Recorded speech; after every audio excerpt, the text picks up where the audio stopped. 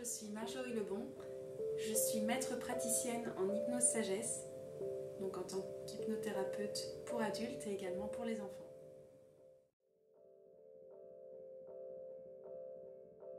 L'hypnose, c'est un état naturel particulier qui va nous donner un accès plus direct à notre inconscient.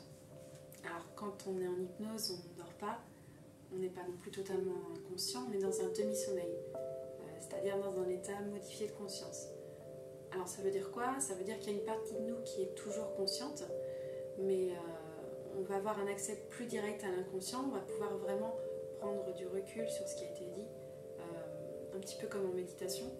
On va pouvoir voir les pensées défiler. Là en hypnose c'est un peu pareil, on va être vraiment plongé dans l'inconscient.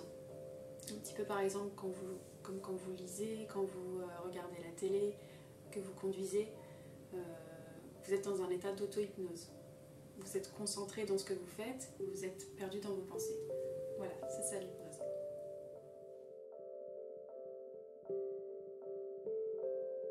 Alors il n'y a aucune perte de contrôle dans l'hypnose thérapeutique. C'est pas de l'hypnose de spectacle, c'est pas de l'hypnose de rue. Donc là, il n'y a aucune manipulation, il n'y a pas de perte de contrôle. Au contraire, vous gardez le contrôle pendant toute la séance, vous êtes parfaitement lucide et les changements vont se faire inconsciemment. Puisque là, le but en fait de la séance, ça va être que l'hypnothérapeute puisse guider la personne à ouvrir son inconscient pour pouvoir débloquer des choses enfouies.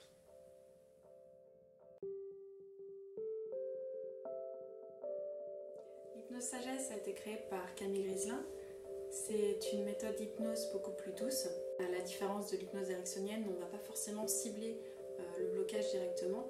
On va vraiment chercher à ce que la personne aille mieux dans sa totalité. Donc on va travailler les sources, l'origine du problème et les émotions. La base de cette méthode, c'est un travail de confiance et d'amour pour soi. On va aller guérir l'enfant qui est à l'intérieur de chacun.